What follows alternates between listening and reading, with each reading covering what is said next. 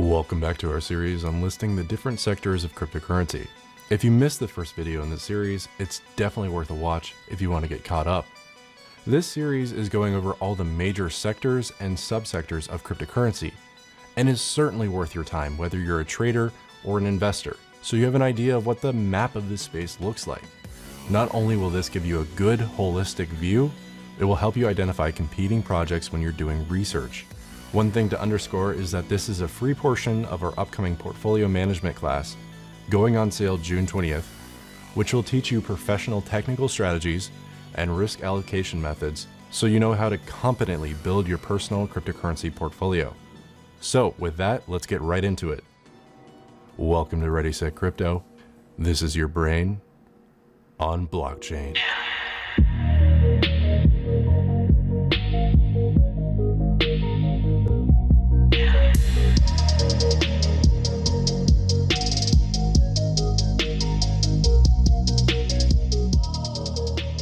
So the first sector I want to talk about is, full disclosure, one of my favorites in the crypto space. I see it as one of the best use cases of this blossoming technology, and many of the projects in this sector are examples of solid projects.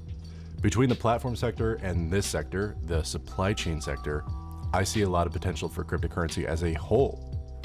If you're curious about this sector, I made a documentary on it back in November of 2017. So describing the deeper nature of decentralized cryptocurrency technology and the unprecedented revolution it has unlocked for humanity is challenging because we are witnessing the birth of an entirely new era for mankind called the Value Internet of Things. The Value Internet of Things represents an age in which value can be materialized in the digital world and transacted between parties without the need for trust or centralized entities. Take a pen, for example. By assigning the object at hand a cryptographically secure digital identity via a crypto anchor such as an RFID tag, we are able to track ownership of a physical item in the real world, online and digitally. Let's give an example as to why that's so important. When a business sends a purchase order out, typically what happens is the supplier will pack the order, manually subtract the products ordered by the customer from the stock count in their system, and then ship the products out via a third-party courier or logistics service, which opens up a whole other can of worms in of itself. If the supplier sends an incorrect quantity of products, there's no way to prove the amount received was incorrect. These are systems based on trust and human competency, and obviously a system built on such a foundation is going to be fallible. And this is where I see one of my favorite projects, Walton Chain, taking the helm. What Walton Chain has set out to achieve is a complete disruption of the supply chain and a call for unification of the global economy via the complete integration of the physical world into the digital. By selling their proprietary, state-of-the-art RFID chips to companies, verifiable by their corresponding reader-writer RFID scanners, which double as a light node on the blockchain network and can mine transactions directly to the blockchain, Walton Chain has positioned itself as a self-sustaining, smart ecosystem that can fully automate the supply chain based off a foundation of smart contracts, the materialization of value in the digital world, and the removal of human entities of data to the blockchain, ensuring the authenticity of data submitted. All of this will utilize their utility token as a type of digital oil to power the smart economy of the future. This oil can be mined, commoditized, and sold on the open market, just like real oil, and will facilitate the automation of the smart supply chain, the decentralization of value transfer, and will open up a whole new world of possibilities we hadn't even thought possible. Such in the way that the internet opened up a medium so powerful, it changed the very dynamics of the society we live in. One can only imagine what is to pass and what is possible once the realization of the material value in the digital world is so intricately innovated by the invention of blockchain technology. Another juggernaut in this sector is VeChain. VeChain is a leading enterprise-focused dApp and ICO platform for products, services, and data. It aims to connect blockchain technology to use real-world cases by providing a robust infrastructure for data management and IoT solutions, removing issues with counterfeiting, data fraud, data manipulation, assurance practices, and business barriers such as financial services and third-party trust. VeChain is designed from the ground up to secure data entry methods and remove the borders between businesses, financial services, and data security. This is being achieved through partnerships and collaborations with innovative brands and industries throughout the world. So as you can see, both Walton Chain and VeChain are based in supply chain, but they both have aims to build an ecosystem of child chains or dApps supported by their platform. People often think they're direct competitors, but as time goes on and both continue to develop themselves, I think that'll be less evident. The simple truth is that these are both excellent projects and are some of the most ambitious and large teams in crypto.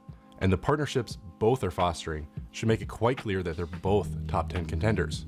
I'd also like to highlight Origin Trail as being an exemplary project and is working towards interoperability for supply chains, which if you saw the last video in this series, you know that I think interoperability is very important.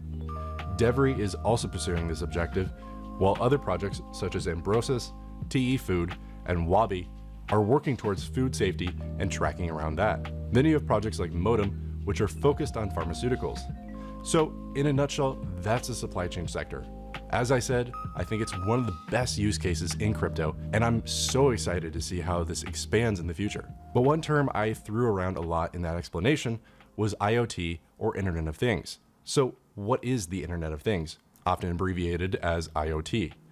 Well, the Internet of Things is the network of physical devices, vehicles, home appliances, and other items embedded with electronics, software, sensors, actuators, and connectivity, which enables these things to connect and exchange data, creating opportunities for more direct integration of the physical world into computer-based systems, resulting in efficiency improvements, economic benefits, and reduced human intervention.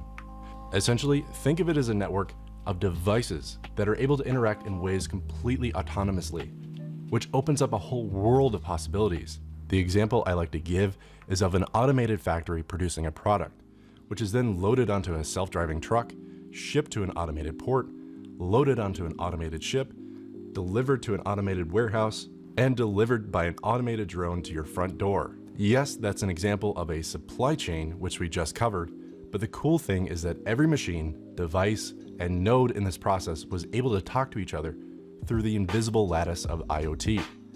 Where it gets really interesting is when you combine IoT and blockchain. So the rapid advance of blockchain technology and the Internet of Things is felt throughout our daily lives. A Gartner study estimates blockchain will add 3.1 trillion in business value by 2030. And in another analysis, the global IoT market is expected to grow from 157 billion in 2016 to 457 billion by 2020. We are about to see more change than we could ever imagine with blockchain and IoT. These applications will disrupt existing processes across a variety of industries, including manufacturing, trading, shipping, the financial sector, and healthcare.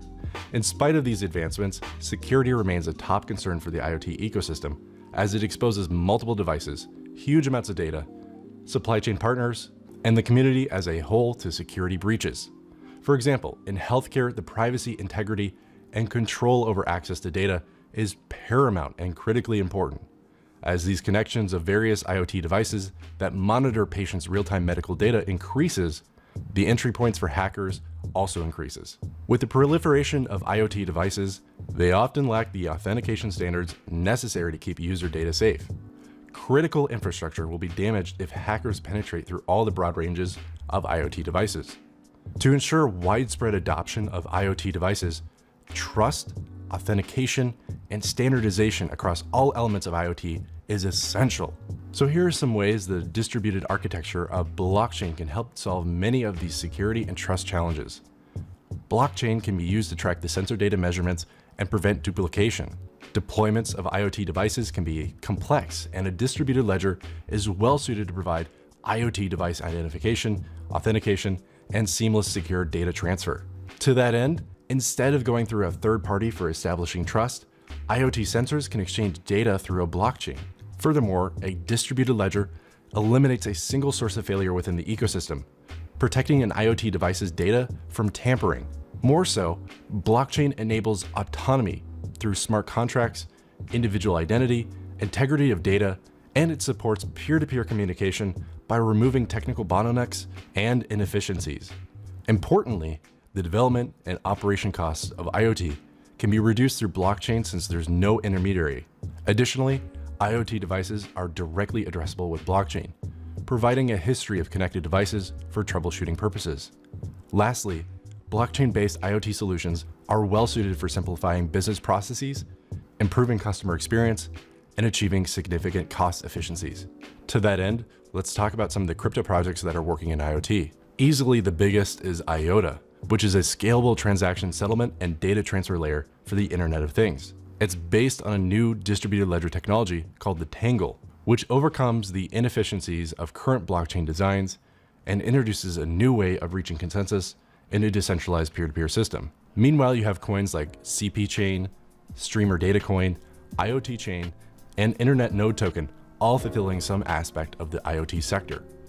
Between supply chain and IoT, I think there's a lot of compelling progress being made to build systems more efficient and data-driven than the old ones. Which is a nice segue into our next sector, data. So arguably the most significant development in information technology over the past few years, blockchain has the potential to change the way the world approaches big data.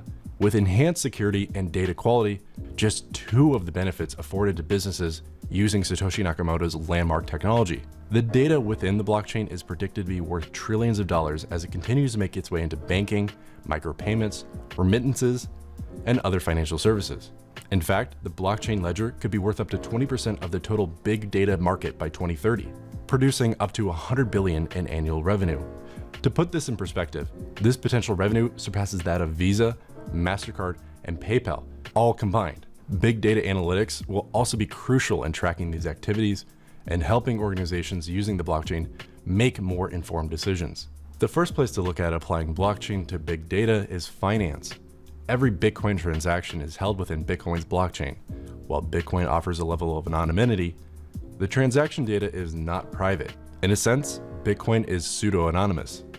With sufficient data, it's possible to find patterns in Bitcoin transactions and eventually link those to people. But viewing blockchain as simply a database means it's applicable to any industry, not just finance. By storing granular transaction data, any industry can understand the interactions with suppliers and its customers. This provenance of transaction data offers a lot of possibilities for organizations. This is particularly true when sensors are added to the products to collect data about usage throughout their life cycle. Walmart is already using blockchain to increase food safety by increasing the traceability of its products from its origin to the consumer. With Walmart producing 40 petabytes of data daily, managing big data is integral to the store's continued success, and having immutable, verifiable, and traceable product data on a blockchain could offer Walmart's customers insights into the origin of their food and to be sure that the data is reliable. Especially when private data is involved, blockchains have a lot of potential. For example, doctor-patient interactions are transactions that generate lots of records that you want to keep private. Today's electronic health records make sharing data difficult and are known to contain many errors and lack protection of patient data. Healthcare data provenance can offer valuable insights into the effects of medicine on patients and different treatments. However, you want to make sure that this data is private and secure. There are several good projects in the sector, such as Factum, Encryptogen, Bodos, Datum, and Tyrion. I think one of the most important things about blockchain is that it's helping people take back their data that rightfully belongs to them. Corporations make billions off of people using their services by selling the data they collect on them. Facebook recently showed the public that the simple truth is that by using a free platform, they become the product. And it poses an interesting question. Do you own the right to your data? Moving along, we have the media sector. And by far the largest subsector of that is digital content on the blockchain. So the way we consume media content has been on a continual overhaul for the past 2 decades. Every aspect of media distribution has become more streamlined, from the razor-thin devices we consume media on to the manner in which we purchase and store our coveted content. Books, music, and movies have all seen their physical bodies and storage locations dissolve to be replaced with on-demand downloads and digital copies. The digital content revolution has done a lot for increasing access and visibility for artists and authors, but the current publishing giants have failed to adequately adjust to the times in a few crucial areas. While it's true that platforms such as YouTube and Medium have granted publishing access to the greater public and eliminated gatekeeping middlemen like talent agencies and PR people, the current digital content sharing platforms have built their empires on the skeletons of publishing giants' templates that existed before and unfortunately continued operating in the ways that fundamentally undermine the artistic control and profits of their contributors. YouTube, for example, recently announced that they will not allow users to earn any money until they reach 10,000 views. Medium was recently very candid about their moral dilemmas and the growing pains they've faced while trying to balance the selling of advertising space, as well as respecting their contributing authors and readership. And it's no secret that Amazon and iTunes take a chunk out of authors and artists' earnings, with iTunes currently pocketing 30% of its artist profits and Amazon taking a hefty 30 to 75%. So blockchain could tilt the balance of power towards individuals, not publishing powerhouses. As mentioned previously, YouTube and Medium have dramatically increased content creators' access to audiences and established a more democratic, popularity-based promotional scheme. Unfortunately, they're both still centralized content distribution entities that can make arbitrary and unilateral decisions. YouTube and Medium both have the right to remove comments, content, or entire channels or profiles without leaving a trace. In contrast, a blockchain content distribution platform preserves an unchangeable record for all actions. The record produced by blockchain systems creates an environment of total transparency for both the content creators and media consumers, and it also ensures that all views, comments, and ratings reflect the real interactions the content has experienced, leaving no room for subjected, inflated ratings or deleted bad reviews. With nothing deleted, content producers can create and post with the security and peace of mind that their work and reputation will remain intact, and all content fairly reflects its actual popularity. The bottom line is that content creators who make good quality content that people are willing to pay for deserve a simple and transparent digital media sharing platform that fairly compensates them according to the consumer demand for their work. Media consumers equally deserve the ability to directly support the content creators they enjoy. And blockchain technologies may be the disruptive technology that digital media content distribution needs. By far the biggest coin in the subsector is Tron, whose goal is a lot of what I just described. Other good examples are Oyster Protocol, Gifto, and Decent. Next in the media sector, we have the messaging subsector. The current communication platform model in vogue has not significantly evolved since the advent of the radio. Service providers offer free services that aggregate user behavioral data and attention, which they in turn sell to advertisers for profit. This system creates a strong incumbent bias, as newer platforms with smaller user bases struggle to survive. In 2016, Facebook and Google collected 77% of American spending on digital marketing. The system not only consistently impacts user privacy, but also bears all the technical problems associated with centralized platforms, including single point of failure security and trust-based services. There's a lot of different takes on this type of model, but kin, ECC, and status all stand out to me for different reasons. Moving along, we have the knowledge base and library subsector. So currently crowdsourced knowledge bases like Wikipedia face problems with centralization, censorship, and inaccuracy. Regarding centralization, centralized systems represent single points of failure controlled by central authorities. Individuals relying on these systems must trust that authorities will not abuse their power to forward self-serving agendas. Yet resisting the temptation to abuse power is difficult in practice even for the most respected authorities. In 2012, Wikipedia deliberately shut down for 24 hours to protest against internet piracy laws, preventing individuals worldwide from accessing any information. Centralized systems are also vulnerable to censorship. Governments ruling through oppression exert control over citizens by prohibiting access to free knowledge. Syria ranks among the governments where internet censorship is pervasive. They block websites for political reasons and arrest those who access them. The last problem that centralized systems have is inaccuracy. On Wikipedia, many articles can be edited by anyone with an internet connection. Therefore, users can easily falsify information. Although popular articles with inaccuracy are likely to be quickly corrected, less popular articles can go uncorrected for months. So this is where I see crypto projects like Lunar fulfilling a very big need. It'll be interesting to see how knowledge transfer and information changes with the move towards decentralization. Last in the media sector, we of course have the social media subsector. So all social media platforms essentially have one thing in common: data, and a whole lot of it. This is a result of users sharing information on these platforms on a regular basis. Social media networks can use large chunks of this data to see how users communicate with each other. This data is very valuable. But the valid question would be, to who? Is this data valuable to its creators, the platform on which it was created, or a totally different set of people?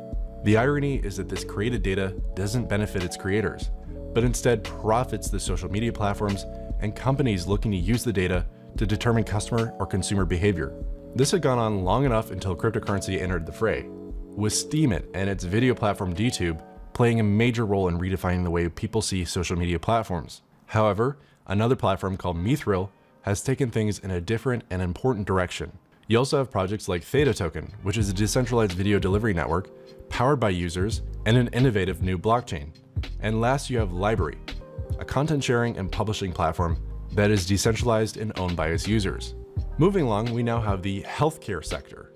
So creating usable, high-integrity records associated with a patient, despite their moving through different healthcare domains and systems, is one of the greatest challenges of healthcare IT.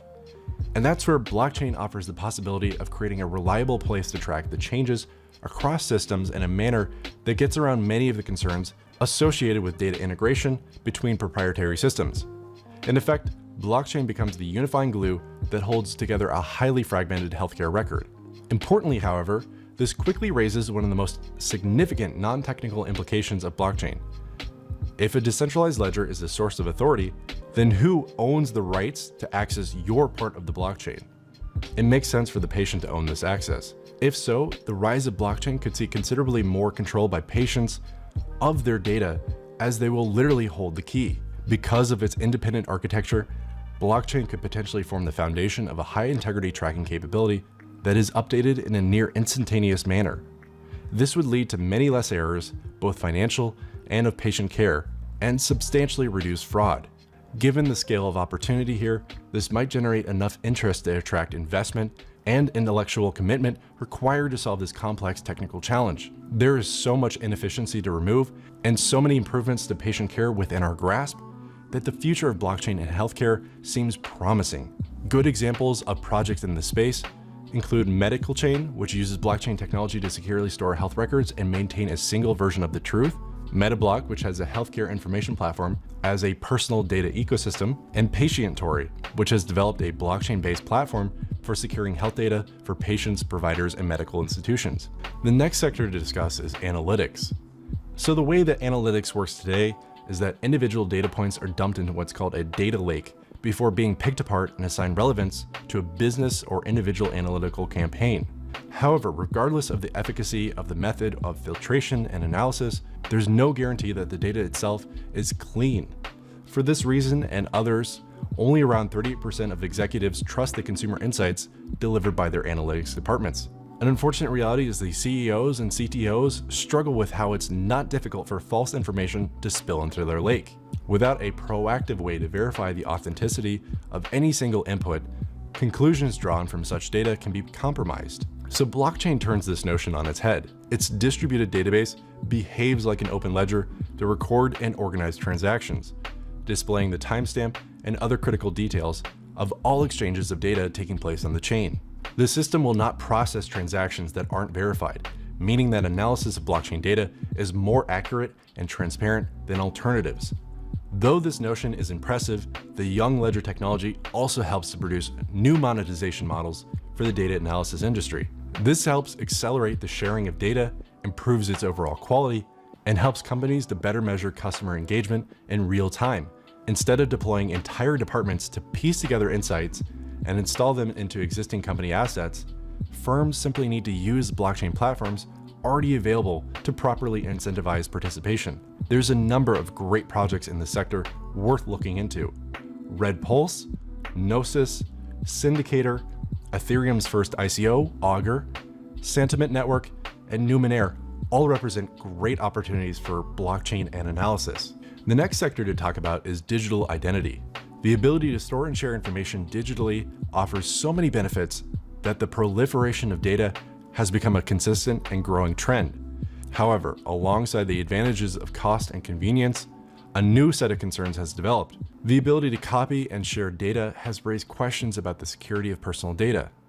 There's been countless high-profile hacks and leaks of personal information, as well as cases where unencrypted data has simply been lost or left vulnerable to theft.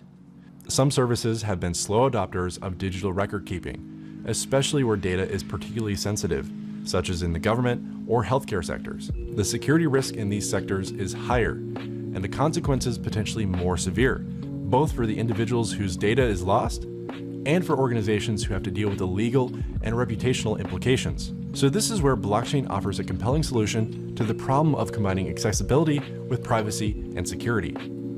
Records can be held securely using end-to-end encryption, and yet openly authenticated, referenced, and documented, so that data can still be trusted as reliable. This approach would not even have been possible 5 years ago, but by using modern cryptographic techniques, coupled with the use of blockchain technology and smart contracts, this ideal has now become a reality. This solves the problem of dealing with highly sensitive or classified information in a way that still enforces all the privacy and confidentiality rights that consumers and regulators expect. So in my mind, the two biggest projects in the sector are Civic and the Key. Both are pushing the boundaries of blockchain digital identity, and their approaches are highly compelling. The last sector I want to talk about today is energy.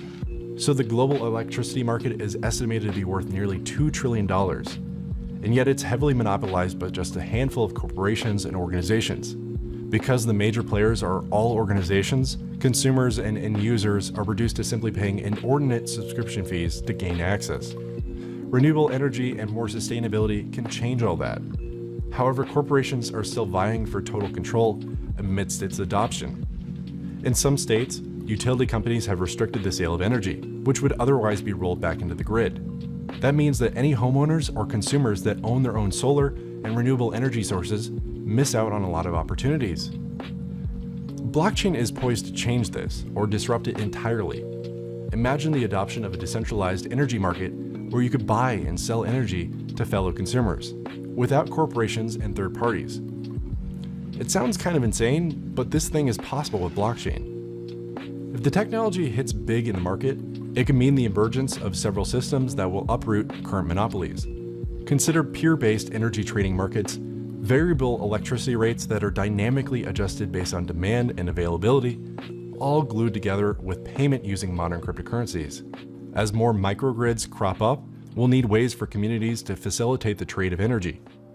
There are a growing number of projects that are currently introducing blockchain-based technologies into the energy sector to uproot the current state of the industry. Grid Plus, Power Ledger, Electrify Asia, and WePower all offer compelling visions of a decentralized power market, and it's really cool to see where this fledgling sector is going. And that's it for this video. Thank you so much for watching, and please consider subscribing if you haven't done so already in order to continue to see high quality cryptocurrency analysis and advice. And don't forget to hit the bell right next to the subscribe button in order to be notified when we put out a new video. Also be sure to watch some of our other videos and visit our website, where we've got more free cryptocurrency education, a free intro course, a free book, and a free newsletter. So definitely check us out. Thanks again for watching. This has been Ready Set Crypto, and I'll catch you in the next one. Cheers.